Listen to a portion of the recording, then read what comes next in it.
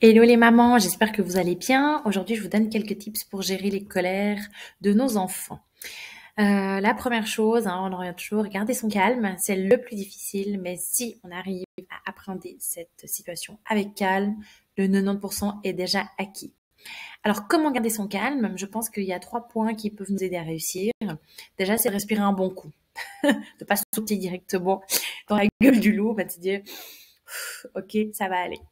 Éventuellement faire un pas en arrière, histoire de pas être émotionnellement impliqué dans la situation. L'idée, c'est d'avoir un peu de recul. Donc, on peut vraiment mettre un pas en arrière, respirer, et se dire, OK, ça va aller.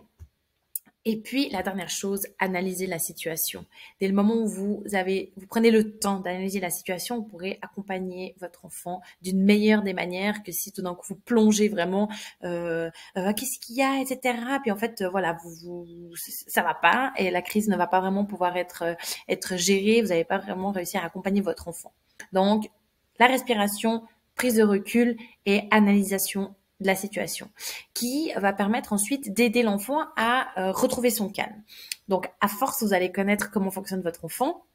Au début, il faudra un peu tâtonner. Est-ce que l'enfant il aime des câlins? Est-ce que l'enfant il aime tout d'un coup une tendresse, un petit mot doux, un petit contact? Il y en a qui détestent ça. Plus vous allez les toucher et plus ils vont se mettre dans des états de colère, à hurler. Donc c'est important de savoir aussi comment est l'enfant. Voilà, c'est votre enfant, donc vous allez très très très bien le connaître. Mais au début, c'est vrai qu'on ne sait pas trop comment réagir. Chaque enfant est aussi différent. Ce qui marche avec l'aîné ne marche pas avec le petit dernier. Donc voilà, allez au tâton, verbaliser. Est-ce que tu as envie d'un câlin?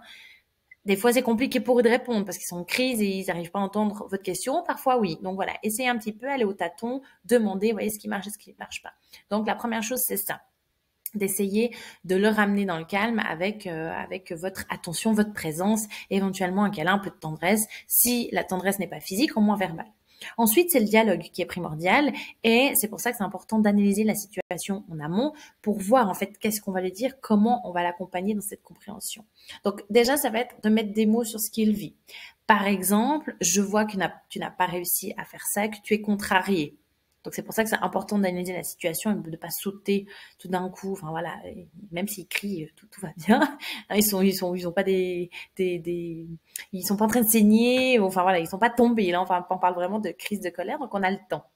Même si des fois on a envie de vite agir pour qu'ils se taisent vite, on a le temps de prendre du recul, voir et puis après intervenir. On pourra peut-être aussi lui dire, je comprends que tu sois déçu que je te dise non, mais malheureusement pour cette fois c'est ainsi.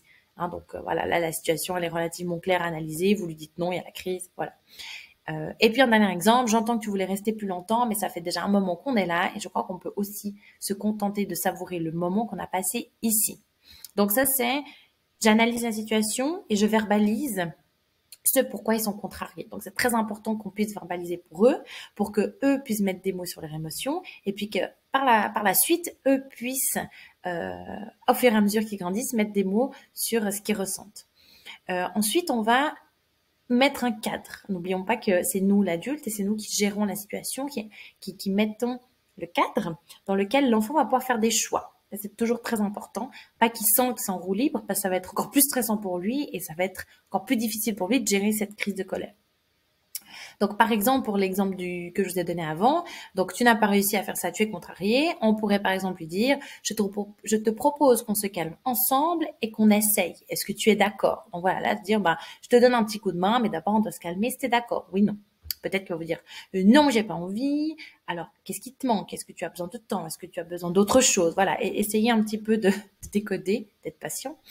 Par exemple, pour la fois où vous lui dites non, cette fois c'est non, on peut lui dire, voilà, est-ce que je peux te faire un petit câlin? Je te propose qu'on se fasse un petit câlin, comme ça on sèche les grosses larmes de crocodile, et puis sinon, on devra poursuivre avec les grosses larmes de crocodile, ce qui peut être dommage. Donc voilà, de trouver une solution, de dire, voilà, malheureusement, aujourd'hui c'est non, mais de l'accompagner aussi, de dire, écoute, on peut peut-être sécher tes grosses larmes, et puis comme ça on continue dans le calme et dans la joie. Après, des fois, rien que ça suffit, je vous promets.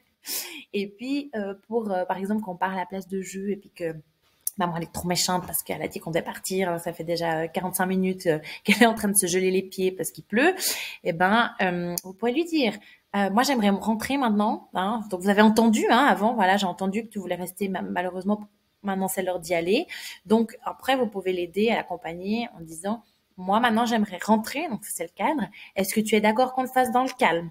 Parce que malheureusement, si tu n'es pas d'accord, ben, on doit quand même rentrer. Donc, ben, ça se passera dans les pleurs. Hein, donc, c'est aussi redonner la responsabilité à l'enfant, le choix de se dire, voilà, le cadre il est mis, on rentre. Je suis désolée, c'est comme ça. Hein, je ne peux pas faire autrement. Donc ça c'est la compréhension d'adulte. Hein. Mais dans l'idée, c'est ça qu'on va un petit peu avancer à l'enfant d'une manière un peu plus simple. Je suis désolée, voilà, c'est comme ça, c'est pas autrement. Comment tu veux rentrer? Est-ce qu'on fait l'effort toi et moi qu'on rentre dans le calme, ou bien bon bah t'as pas envie t'as pas envie parce qu'ils ont des fois on n'a juste pas envie de comprendre. Et ben ma foi on rentre dans les pleurs et c'est pas grave, hein, on est d'accord. Une crise de colère ne doit pas tout le temps être calmée. On peut aussi très bien désamorcer une crise dans le sens où nous on reste calme et puis on met le cadre et ça se passe bien. Ils ont aussi besoin de ça pour grandir et puis c'est pas parce qu'on fait ça qu'à chaque fois ça se passera dans le calme, mais la plupart du temps ça fonctionnera. Et pour les fois, ça fonctionne pas, c'est pas grave. La prochaine fois, on retestera. Et à force de le faire, l'enfant va aussi comprendre où est le cadre. Et puis, il jouera lui-même le jeu. Il insistera beaucoup moins si vous êtes toujours aussi constant.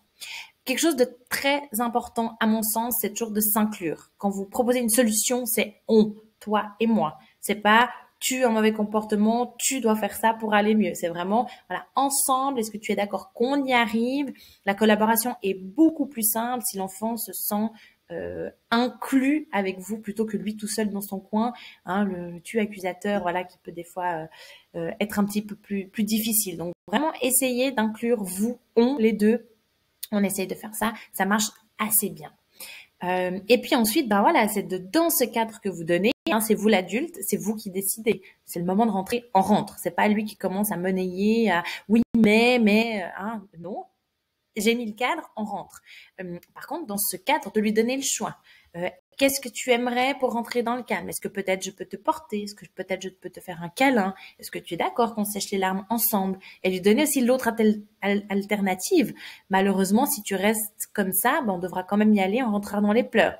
Tu as le choix. Hein, donc de s'inclure ensemble et à la fin de donner le choix. On rentre dans le calme, dans les pleurs. Voilà les deux possibilités qui s'offrent à nous, peut-être d'autres. Hein, voilà. Et le point vraiment essentiel, c'est rester vous-même. C'est-à-dire que les exemples que je vous ai donnés là, c'est des exemples qui me parlent. C'est des exemples que moi, j'utilise avec mes filles et qui sont répétés, qui reviennent à chaque fois parce que pour moi, ça fait sens dans ma logique, dans mon rôle de maman, dans ma posture de maman et avec mes valeurs. Donc l'essentiel, ce n'est pas de répéter mot pour mot ce que vous entendez de moi, de quelqu'un. Non, ça ne marchera pas. Il faut que ça vous représente vous, que ce soit en accord avec vous, vos valeurs, ce que vous voulez transmettre à vos enfants, ce qui vous semble juste. L'enfant va percevoir ça. Donc c'est important que les choix des mots soient pertinents pour vous, ça vienne de vous exclusivement. Si vous avez entendu quelque chose qui vous parle, vous pouvez l'utiliser, mais ne vous forcez pas à utiliser une phrase parce que si vous ne l'entendez pas ou si vous ne la ressentez pas, ben l'enfant il va le voir aussi, il va le ressentir et ça va pas marcher. Donc restez vous-même avec votre humour, votre caractère, vos valeurs, ce que vous voulez transmettre à vos enfants et à force de faire ça, de toujours vous écouter dans ces moments-là, vous allez voir que vous utilisez toujours le même vocabulaire. Et qu'est-ce qui est important, qu'est-ce qu'au final on veut, c'est que ça va créer des automatismes chez l'enfant. Donc il va tout le temps savoir que dans ce cas-là, maman elle va dire ça, et il va savoir ce qu'il en découle. Parce qu'au fur et à mesure, on répète, et ils savent très bien. Et ils têtent toujours, bien évidemment.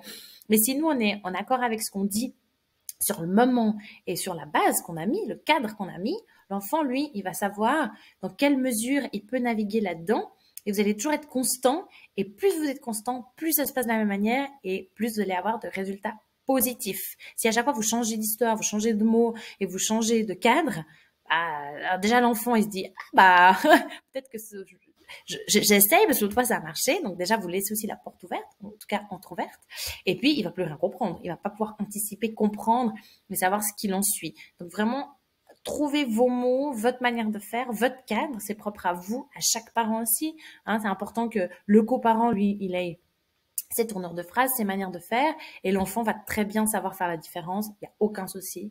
Et surtout, il va comprendre, il va pouvoir anticiper, savoir ce qu'il en découle, et ça fonctionnera aussi beaucoup mieux. Donc voilà, j'espère que cette petite vidéo vous a plu et bien évidemment, n'hésitez pas à faire un tour sur les autres vidéos pour encore plus de tips. À bientôt les mamans!